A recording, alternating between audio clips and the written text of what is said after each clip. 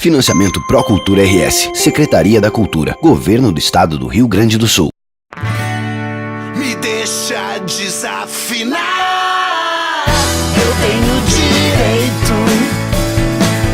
Me deixa desafinar. As influências não eram decisivas no visual, mas é claro que são influências, né? Tem um monte de banda e de movimentos artísticos e tal que foram muito influentes na história da BD, assim. Principalmente o pessoal dos anos 80. A influência nos 80, no começo da banda, ali no final dos anos 90, ninguém valorizava muito. E a gente era muito fã de pelo menos duas grandes bandas dos anos 80 que tinham tudo a ver com a gente.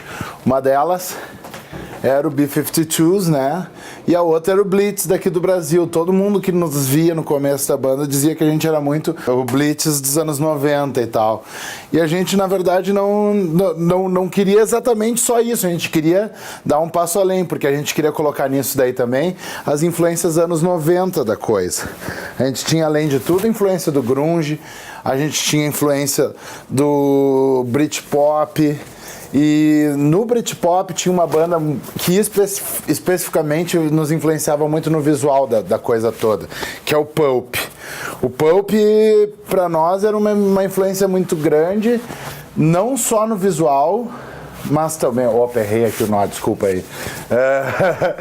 Não só no visual, mas também o Pulp era uma influência nas letras também, porque ele contava histórias e coisa e tal, e era exatamente o que eu queria fazer com as nossas letras. As nossas letras, elas tinham que ser assim, contando historinhas, crônicas soltas, né, sobre pessoas normais, absolutamente normais. E isso era muito da ideia que a gente tinha a respeito da BD. Outra banda muito importante pra gente era o Blur. Blur, até hoje, a gente é muito fã, a gente é enlouquecido pelo Blur, porque o Blur tinha justamente disso. Ele tinha muito das referências francesas, sessentistas, setentistas, e também atuais e contemporâneas. Foi sempre muito errado pensar que só que a BD era uma influência, era uma banda com influência de Jovem Guarda ou de anos 60. Não, era a BD sempre foi muito mais uma banda com influências dos anos 90 e de coisas contemporâneas nossas. Mas não só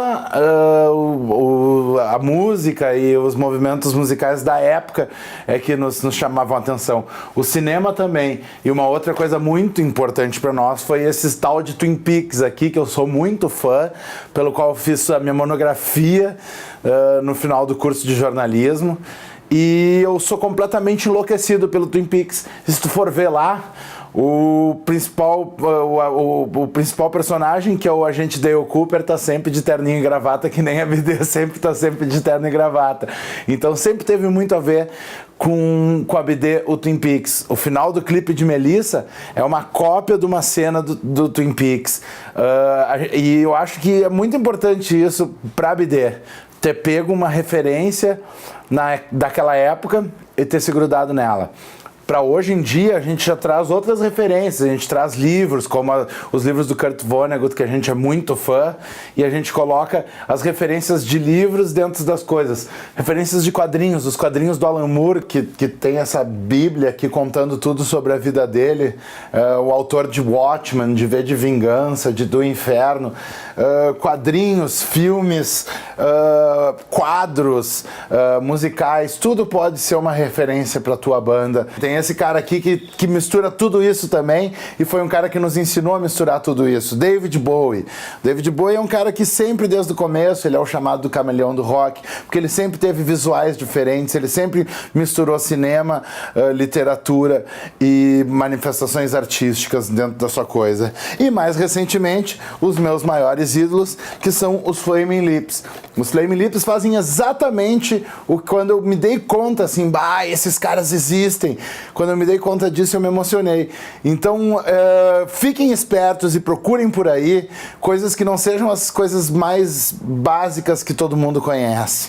Procurem por aí coisas que às vezes ninguém tá curtindo ainda, mas que é exatamente o que tu tá pensando. Às vezes num Tame Impala, no MGMT, ou no Jack White, ou no Dave Grohl, tu pode encontrar uma pessoa que seja teu melhor amigo do que teu cachorro. Então procura por ele e troca a ideia com o trabalho que as pessoas fazem, porque é isso que a gente precisa. As músicas, elas não servem só para nos inspirar, para nos ensinar acordes e para nos ensinar a fazer letras. As músicas servem para conversar com a gente e nos guiar por um caminho inesperado que é fantástico, é o caminho da fantasia, da liberdade de ser artista. Então se grudem nisso.